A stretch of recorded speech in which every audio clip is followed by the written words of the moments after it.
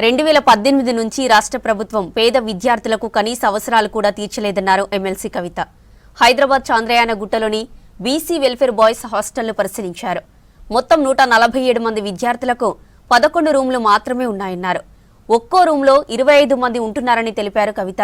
గత 3 ఏళ్లుగా ఈ బిల్డింగ్ రెంట్ కూడా కట్టడం లేదన్నారు.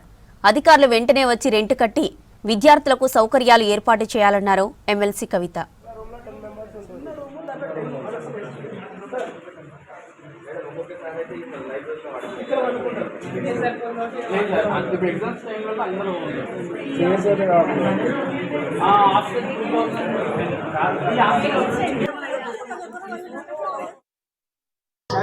ప్రజలకు ఉండేటటువంటి సమస్యలను ప్రభుత్వం దృష్టికి తీసుకెళ్లి ప్రభుత్వం మీద ఒత్తిడి పెంచి ఆ సమస్యలను పరిష్కరించడానికి యాత్ర చేపట్టడం జరిగింది.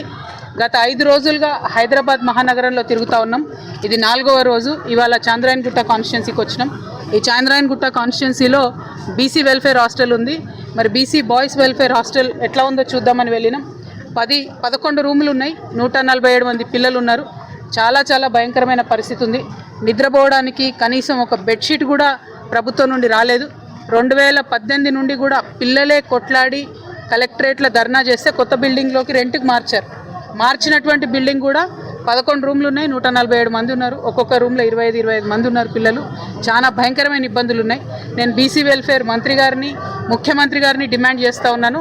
తక్షణమే ఇంత చలికాలంలో నేల మీద నిద్రపోతున్నటువంటి ఈ బీసీ బిడ్డల గురించి ఆలోచన చేయండి. ఇమీడియట్గా బంక్ బెడ్స్ ఇవ్వండి. లైబ్రరీ చూసినాము, అందులో అయితే ఒకటంటే ఒక పుస్తకం కూడా లేదు, ఒక ర్యాక్ కూడా లేదు. ఘోరమైన పరిస్థితి ఉన్నది.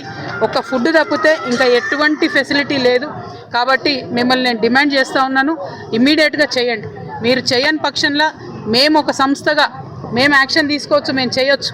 కానీ మేము చేయడం వల్ల కొంతమందికే సహాయం అవుతుంది. ప్రభుత్వం నుండి చేస్తే అందరికీ సహాయం అవుతుంది. కాబట్టి ప్రభుత్వాన్ని డిమాండ్ చేస్తున్నా, ఒక్కసారి బీసీ వెల్ఫేర్ హాస్టల్స్ చెక్ చేయండి అన్ని వెళ్ళి. ఇటువంటి పరిస్థితి ఉంటే ఇంత చలికాలంలో పరుపు లేకుండా బెడ్షీట్ లేకుండా పిల్లలు ఎట్లా ఉంటారన్న విషయాన్ని ఆలోచించండి. వీళ్ళే మన ఫ్యూచర్. వీళ్ళ కోసం స్టెప్ తీసుకోవాలని నేను గౌరవ ముఖ్యమంత్రి గారిని డిమాండ్ చేస్తూ ఉన్నాను.